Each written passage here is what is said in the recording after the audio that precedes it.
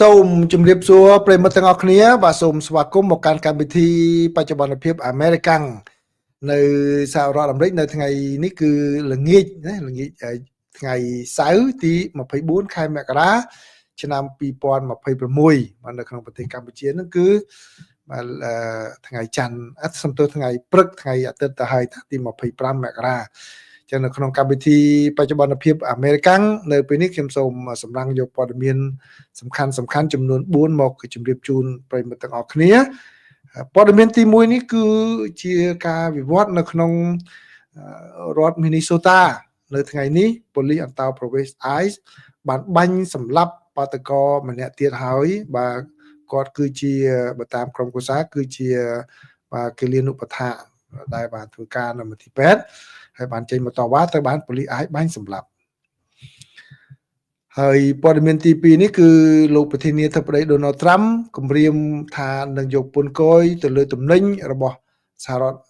ប្រទេសកាណាដាដែលនាំចូលសហរដ្ឋអាមេរិកហ្នឹងគឺរហូតដល់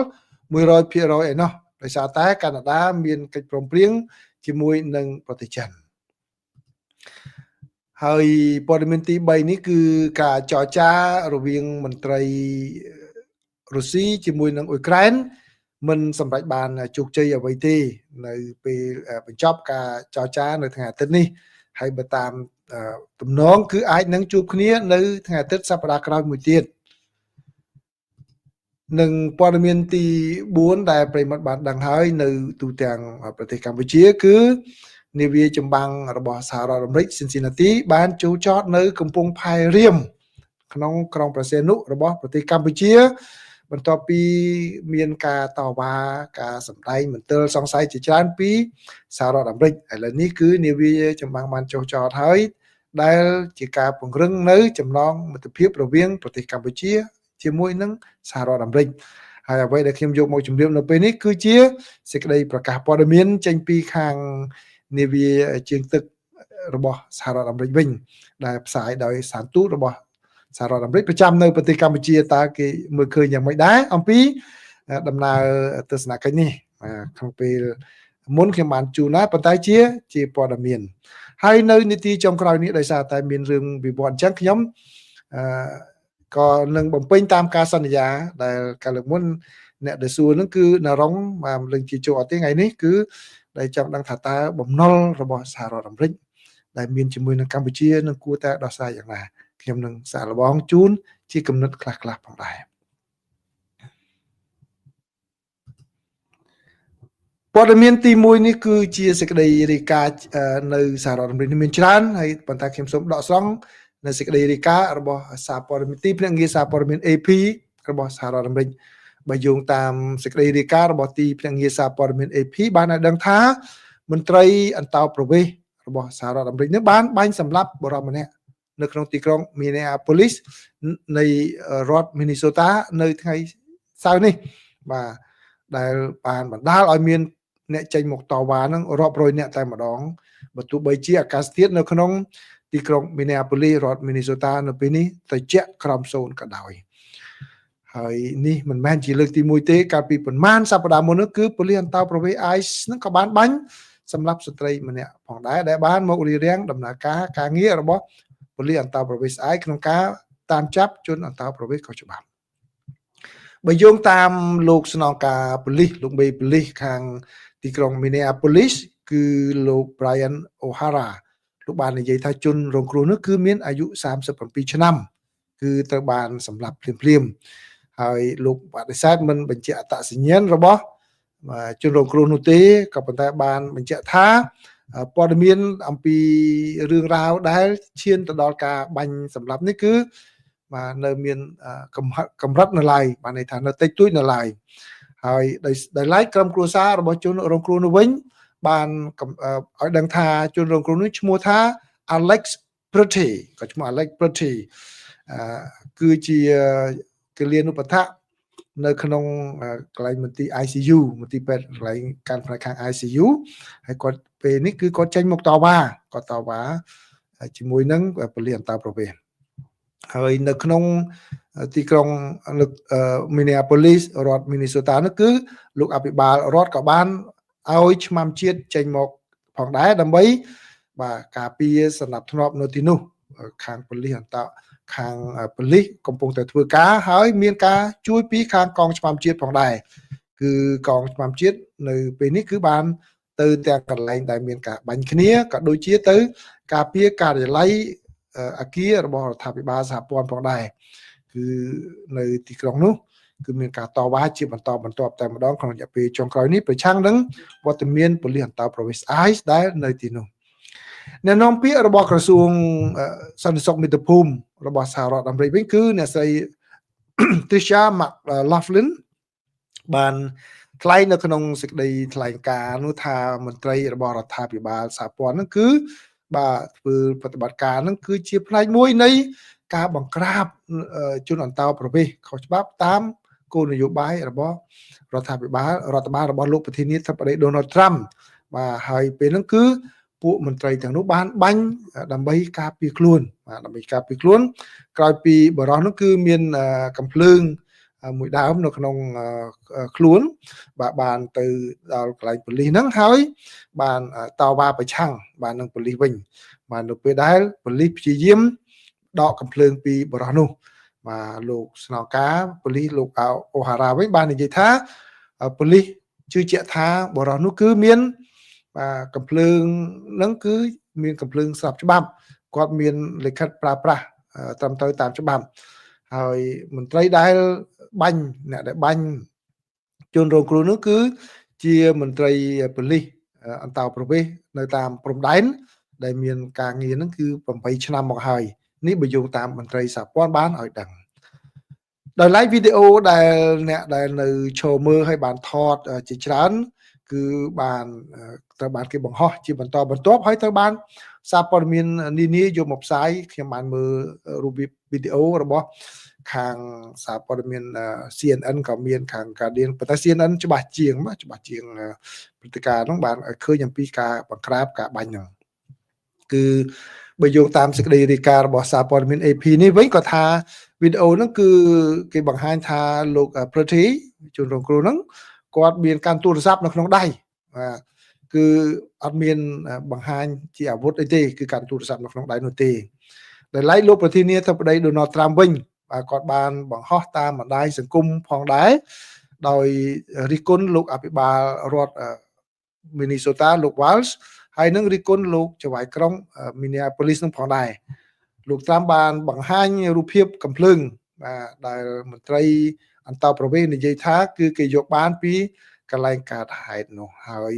លោក Trump បានចោទជាសំណួរថាតើនេះគឺជា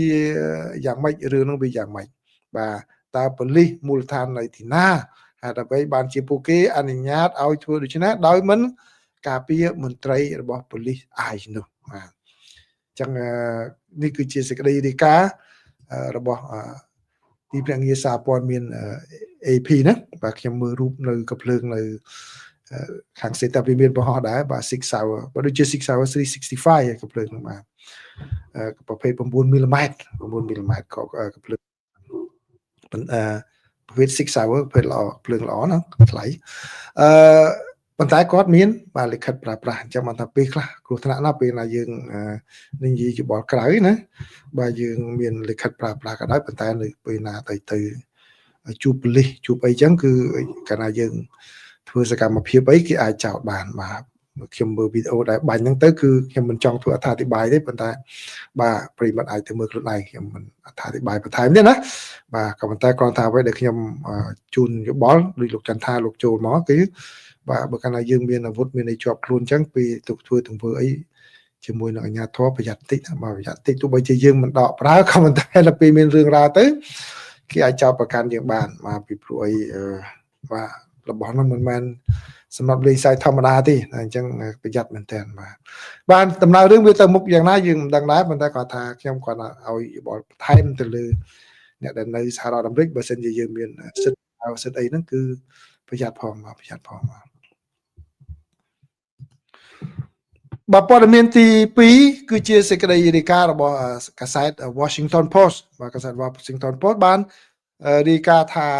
នៅថ្ងៃសៅរ៍នេះគឺលោកប្រធានាធិបតីសហរដ្ឋអាមេរិកលោក Donald Trump លោកបានគម្រាមថានឹង យកពន្ធគយរហូតដល់ 100% ទៅលើទំនិញទាំងអស់តែម្ដងរបស់ប្រទេសកាណាដាប្រសិនបើកាណាដាចុះកិច្ចព្រមព្រៀងពាណិជ្ជកម្មជាមួយនឹងប្រទេសចិនគឺការគម្រាមនេះគឺកើតឡើងមួយសប្តាហ៍ក្រោយពីលោកបាននិយាយថាអ្វីដែលលោកនាយករដ្ឋមន្ត្រីនៃប្រទេសកាណាដាគឺលោក Mark Carney បានព្រមព្រៀងគ្នាជាមួយនឹងទីក្រុងប៉េកាំងនោះគឺជារឿងល្អហើយបាទគឺគួរតែធ្វើអញ្ចឹងហើយបាទឃើញទេកាលពីមួយសប្តាហ៍មុនសរសើរលោកនាយករដ្ឋមន្ត្រីនៃប្រទេសកាណាដាសប្តាហ៍នៅថ្ងៃនេះលោកខឹងក្រោយពីមានការប្រជុំនៅទីក្រុង Davos មិនឯកភាពគ្នាទៅលើបញ្ហាមួយចំនួនពេលហ្នឹងលោកប្រធានាធិបតី Donald Trump បានសរសេរនៅតាមបណ្ដាញសង្គមថាប្រសិនបើលោកអភិបាលCarney នៅតែគិតថាលោកអាចធ្វើជាយកប្រទេសកាណាដាធ្វើជាកំពង់ផែមួយសម្រាប់ប្រទេសចិនទម្លាក់ទំនិញទេនោះហើយយកមកបញ្ជូនមកសហរដ្ឋអាមេរិកនោះគឺបាទលោកយល់ច្រឡំធ្ងន់ហើយបាទលោក Donald Trump លោកហៅលោកនាយករដ្ឋមន្ត្រីនៃប្រទេសកាណាដាថាជាអភិបាលរដ្ឋពីព្រោះអីលោកតាមលោកចង់យកប្រទេសកាណាដានឹងធ្វើជារដ្ឋទី51របស់សហរដ្ឋអាមេរិកអញ្ចឹងហើយដូច្នេះលោកបានជាលោកសរសេរអញ្ចឹងណាអញ្ចឹងក៏លោកប្រិមិត្តមួយចំនួនឆ្ងល់ស្មានតែខ្ញុំបកប្រែខុសមែននេះអញ្ចឹងគឺលោកតាមលោកបានហៅអញ្ចឹងណាបាទលោកប្រធានាធិបតីបានសរសេរថាប្រទេសចិននិងស៊ីកាណាដាឯងទាំងរស់បាទតែខ្មែរយើងហៅថាស៊ីទាំងរੂមកបាទស៊ីទាំងរੂតែម្ដងបាទគឺរួមមានការបំផ្លាញពាណិជ្ជកម្មបំផ្លាញសេដ្ឋកិច្ចប្រព័ន្ធសង្គមអីហ្នឹងបាទគ្រប់ជីវភាពរស់នៅក្នុងជីវិតតែម្ដងគឺដោយសារតែចិនហ្នឹងគឺនឹងបំផ្លាញហើយបើតាមដំណើររឿងហ្នឹងគឺកាលពីសប្តាហ៍មុនលោកនាយករដ្ឋមន្ត្រីនៃប្រទេសកាណាដាហ្នឹងលោកបានប្រកាសថាកាណាដាហើយនឹងចិនគឺសម្រេចបាននៅកិច្ចព្រមព្រៀងមួយដើម្បីបន្ធូរបន្ថយពន្ធគយនឹងគ្នាទៅវិញទៅមកបាទដែលបានដាក់សងសឹកគ្នាទៅវិញទៅមកកាលពីពេលកន្លងមកនេះហើយក្នុងកិច្ចព្រមព្រៀងថ្មីនេះគឺចិននឹងបញ្ចុះពន្ធគយរបស់ខ្លួនទៅលើផលិតផលកសិកម្មរបស់ប្រទេសកាណាដាហើយកាណាដាក៏នឹងអនុញ្ញាតឲ្យរថយន្តអគ្គិសនីរបស់ចិនចូលមកចំនួន49000 គ្រឿងផងដែរបាទហើយក្នុងតម្លៃមួយគឺអត្រាពន្ធគយទាបដែលបានព្រមព្រៀងគ្នាពីព្រោះក្នុងពេលកន្លងមកគឺខាងកាណាដាគាត់បានដាក់ពន្ធគយនឹងខ្ពស់ទៅលើរថយន្តអគ្គិសនីរបស់ចិនហ្នឹងតាំងពីឆ្នាំ2024មកទៅតាមគោលជំហររបស់ទីក្រុង Washington របស់សហរដ្ឋអាមេរិកដែលដាក់គំនាបពន្ធទៅលើប្រទេសចិនឥឡូវកាណាដាគាត់ទៅនិយាយជាមួយចិនមានកិច្ចព្រមព្រៀងគ្នាគាត់បន្ធូរបន្ថយបើគាត់លែងធ្វើតាមសហរដ្ឋអាមេរិកបាទការគម្រាមកំហែងរបស់លោកប្រធានាធិបតី Donald Trump នេះបានធ្វើឲ្យមានការប្រេះឆាកាន់តែខ្លាំងនៅទំនាក់ទំនងរវាងប្រទេសកាណាដាជាមួយនឹងសហរដ្ឋអាមេរិកបាទដែលធ្លាប់តែលោកលើនឹងគ្នាអស់រយៈពេល2សតវត្សមកហើយបាទដូច្នេះនេះគឺជារឿងមួយដែលលោកប្រធានាធិបតីកំពុងតែខឹងសម្បានឹងប្រទេសកាណាដាហើយពីរឿងជួបចរចានៅអ៊ុយក្រែននៅអារ៉ាប់រួមវិញរវាងខាងមន្ត្រីក្រុមអ្នកចរចាអ៊ុយក្រែនជាមួយនឹងរុស្ស៊ីជាមួយនឹងសហរដ្ឋអាមេរិកដែលកំពុងដែលបានធ្វើឡើងនៅថ្ងៃអាទិត្យនេះគឺបានបញ្ចប់ទៅហើយបាទកិច្ចប្រជុំនោះគឺចាប់ផ្ដើមតាំងពីថ្ងៃសៅរ៍ម្សិលមិញថ្ងៃនេះថ្ងៃបញ្ចប់គឺក៏ប៉ុន្តែក្រោយពេលបញ្ចប់នោះគឺมันបានសម្រេចកិច្ចព្រមព្រៀងអ្វីជាធំដុំនោះទេគឺมันបានសម្ដែងថាយ៉ាងម៉េចទេក្នុងពេលដែលការចរចាហ្នឹងកើតឡើងស្របពេលដែលរុស្ស៊ីហ្នឹងបើកការវាយប្រហារតាមអាកាសយ៉ាងខ្លាំងទៅលើប្រទេសអ៊ុយក្រែនជាពិសេសទៅលើហេដ្ឋារចនាសម្ព័ន្ធរោងចក្រអគ្គិសនីរបស់អ៊ុយក្រែនដែលធ្វើឲ្យពលរដ្ឋអ៊ុយក្រែនហ្នឹងប្រមាណជា1លាននាក់អត់មានភ្លើងប្រើក្នុងខណៈពេលដែលអាកាសធាតុនៅក្នុងប្រទេសអ៊ុយក្រែននេះធ្លាក់មកដល់ក្រោម0ត្រជាក់ខ្លាំងណាស់ហើយអត់មានអ្វីកម្ដៅខ្លួននោះទេអញ្ចឹងគឺរុស្ស៊ីគាត់យកអាកាសធាតុធ្វើជាអាវុធដើម្បីធ្វើបាបពលរដ្ឋអ៊ុយក្រែនធ្វើបាបរដ្ឋាភិបាលរបស់អ៊ុយក្រែនបាទនៅក្នុងសេចក្តីថ្លែងការណ៍ក្រោយពីការបញ្ចប់ការចរចានោះគឺมันបានគូបញ្ជាក់អំពីថាមានកិច្ចព្រមព្រៀងណាមួយដែលសម្រេចបានឡើយរវាងភាគីទាំងពីរក៏ប៉ុន្តែទាំងភាគីទាំងពីរគឺរុស្ស៊ីហើយនិងអ៊ុយក្រែនបាននិយាយថាពួកគេនៅតែ បើកចំហចង់មានការជួបសន្ទនាគ្នាចរចាគ្នាបន្តទៀតនៅពេលអនាគតផងដែរហើយបញ្ហាដែលជាការបដោតសំខាន់នៅក្នុងការចរចាគ្នានេះគឺតកតងជាមួយនឹងការបញ្ចប់សង្គ្រាមមកធ្វើយ៉ាងណាត្រូវមានលក្ខខណ្ឌដែលអាចនឹងឈានទៅដល់ការបញ្ចប់សង្គ្រាមបាននេះបើយោងតាមលោក Volodymyr Zelensky ប្រធានាធិបតីនៃប្រទេសអ៊ុយក្រែនដែលលោកបានសរសេរបង្ហោះតាមបណ្ដាញសង្គមហើយកិច្ចពិភាក្សាបន្តទៀតបើតាមសេចក្តីរាយការណ៍គឺរំពឹងថានឹងជួបប្រជុំគ្នាមួយសារទៀតនៅបាទថ្ងៃអាទិត្យនៅក្នុងកន្លែងដដែលគឺនៅក្នុងទីក្រុងអាប៊ូដាប៊ីដដែលនេះបើយោងតាមមន្ត្រីរបស់សហរដ្ឋអាមេរិកមួយរូបដែលបាននិយាយទៅក្នុងលក្ខខណ្ឌមិនបញ្ចេញឈ្មោះក្រោយពីកិច្ចប្រជុំនេះបានបញ្ចប់ទៅអញ្ចឹងនេះគឺជាការមួយដែលមិនទាន់បានសម្រេចអ្វីទេសម្រាប់ការចរចានេះហើយក្នុងពេលកន្លងមកនេះគឺទាំងលោក Zelensky ទាំងខាង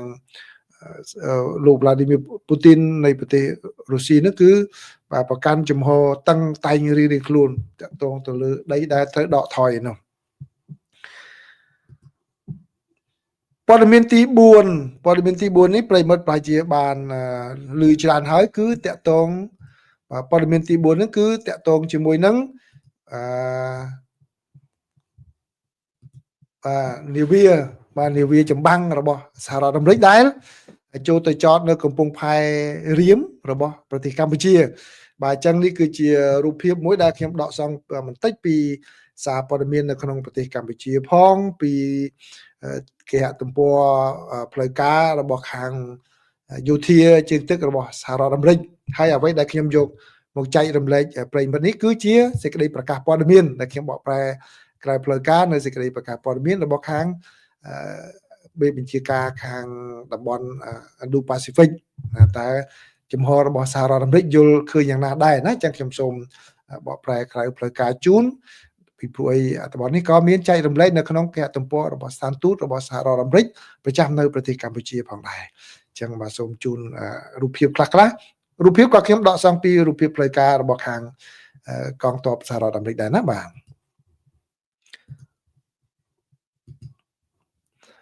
នាវាចម្បាំងអាមេរិក USS Cincinnati បានមកដល់មូលដ្ឋានទ័ពជើងទឹករៀមសម្រាប់ដំណើរទស្សនកិច្ចនៅកំពង់ផែដោយចូលចំចតនៅទីនោះបណ្ដោះអាសន្ននៅថ្ងៃទី24ខែមករាឆ្នាំ2026ដំណើរទស្សនកិច្ចរបស់នាវា Cincinnati មកកាន់ប្រទេសកម្ពុជាគឺជាការអបអរសាទរចំពោះភាពជាដៃគូជាបន្តបន្ទាប់រវាងសហរដ្ឋអាមេរិកនិងកម្ពុជា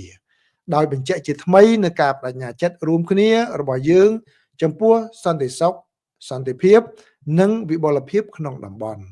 ក្នុងអំឡុងពេលចុះចតនៅកំពង់ផែគឺក្រុមទាហានជើងទឹកនឹងធ្វើដំណើរទស្សនកិច្ចនាវាធ្វើការផ្លាស់ប្ដូរអ្នកជំនាញតាមប្រធានបទនានានឹងជួបជាមួយមេដឹកនាំសំខាន់ដើម្បីបង្កើនភាពជាដៃគូដែនសមុទ្ររវាងប្រទេសទាំងពីរបន្ថែមទៀតលោកឧត្តមនាវីត្រី Matt Scarlett មេបញ្ជាការកងនាវាពិឃាត Desson ទី7បានមានប្រសាសន៍ថាវាជាកិត្តិយសមួយដែលត្រូវបានស្វាគមន៍ដោយប្រជាជនកម្ពុជានៅមូលដ្ឋានទ័ពជើងទឹករៀមយើងតែងតែរំភើបក្នុងការធ្វើការជាមួយនឹងដៃគូរបស់យើងនិងបន្តកសាង Indo-Pacific ដែលសេរីនិងបើកចំហសម្រាប់គ្រប់ប្រទេសទាំងអស់ដំណើរទស្សនកិច្ចនេះក៏បង្ហាញពីកិច្ចសហប្រតិបត្តិការកាន់តែស៊ីជម្រៅនឹងការពង្រីកមិត្តភាពរវាងសហរដ្ឋអាមេរិកនិងកងទ័ពជើងទឹកកម្ពុជានិងសហរដ្ឋអាមេរិកធ្វើការរួមគ្នាដើម្បីរក្សា Indo-Pacific ឲ្យនៅសេរីនិងបើកចំហរយៈពេលដែលយើងប្រារព្ធខួបលើកទី250នៃការបង្កើតសហរដ្ឋអាមេរិកយើងមិនត្រឹមតែឆ្លុះបញ្ចាំងពីឧត្តមគតិរបស់យើងប៉ុណ្ណោះទេប៉ុន្តែថែមទាំងលើទូនីតិដ៏យូរអង្វែងនៃការទូតក្នុងការកំណត់ដំណើររបស់ប្រទេសយើងនិងផលប៉ះពាល់លើពិភពលោកផងដែរដំណើរទស្សនកិច្ចនេះគឺជាសក្ខីភាពនៃភាពជាដៃគូយូរអង្វែងរបស់យើងជាមួយប្រទេសកម្ពុជានិងចក្ខុវិស័យរួមរបស់យើងសម្រាប់អនាគតដំណើរទស្សនកិច្ចរបស់នាវា Cincinnati ក៏ធ្វើឡើងបន្ទាប់ពីដំណើរទស្សនកិច្ចកំពង់ផែរបស់នាវាចម្បាំងតំបន់ឆ្នេរសមុទ្រគឺ USS សាវ៉ាណាមកកាន់ព្រះរាជាណាចក្រកម្ពុជាក្នុងខែធ្នូឆ្នាំ2024នេះបើយោងតាមសេចក្តីថ្លែងការណ៍របស់ខាងសហរដ្ឋអាមេរិកក្នុងនាមជាក្រុមនាវាចម្បាំងដេសុនដែលបំពេញបេសកកម្មនាំមុខរបស់កងទ័ពជើងទឹកសហរដ្ឋអាមេរិកនៅអាស៊ីអាគ្នេយ៍នាវាចម្បាំងដេសុនទី7បម្រើការជាមេបញ្ជាការយុទ្ធសាស្ត្រចម្បងនៃនាវាចម្បាំងតំបន់ឆ្នេរសមុទ្រដែលដាក់ពង្រាយទៅកាន់តំបន់ទទួលខុសត្រូវនៃកងនាវាទី7របស់សហរដ្ឋអាមេរិកកងនាវាទី7របស់សហរដ្ឋអាមេរិកដែលជាកងនាវាចម្បាំងដែលមាននាវានាំមុខធំជាងគេបង្អស់កងទ័ពជើងរបស់កងទ័ពជើងទឹកតែងតែធ្វើអន្តរកម្មនិងធ្វើប្រតិបត្តិការជាមួយសម្ព័ន្ធមិត្តនិងដៃគូក្នុងការរក្សាតំបន់ Indo-Pacific ឲ្យមានសេរីភាពនិងបើកចំហបាទនេះគឺជាសេចក្តីប្រកាសព័ត៌មានរបស់ខាងកងនាវាទី7របស់សហរដ្ឋអាមេរិកគឺខាង Indo-Pacific ណាបញ្ជាការ Indo-Pacific ដែលបានចេញមកនេះគឺខ្ញុំបកប្រែក្រៅផ្លូវការជូនប្រិមិត្តអញ្ចឹងប្រិមិត្តប្រហែលជាបានឮហើយពីខាងសេចក្តីរាយការណ៍នានារបស់សារព័ត៌មានទូទៅដែលខ្ញុំបានជម្រាបជូនពីមុនរបស់ Bloomberg ណារបស់ Bloomberg គឺជាសេចក្តីរាយការណ៍របស់សារព័ត៌មាននេះគឺជាសេចក្តីប្រកាសព័ត៌មានរបស់ខាងទាហានជើងទឹកវិញតើគាត់និយាយយ៉ាងម៉េចចឹងបានន័យថាជាសរុបគឺសហរដ្ឋអាមេរិកផ្ដល់តម្លៃខ្ពស់ចំពោះការចូលចតរបស់នាវា Cincinnati នេះនៅក្នុងកំពង់ផែរៀមហើយជាការមួយពង្រឹងទៅដល់ចំណងតាក់ទងមិត្តភាពរវាងប្រទេសទាំងពីរនេះកាន់តែបន្ថែមទៀតបាទអញ្ចឹងសូមអរគុណប្រិយមិត្តដែលចូលមកស្ដាប់ការចែករំលែកព័ត៌មានពីបច្ចុប្បន្នភាពសហរដ្ឋអាមេរិករបស់ខ្ញុំនេះបាទសូមអរគុណបាទសូមជម្រាបលា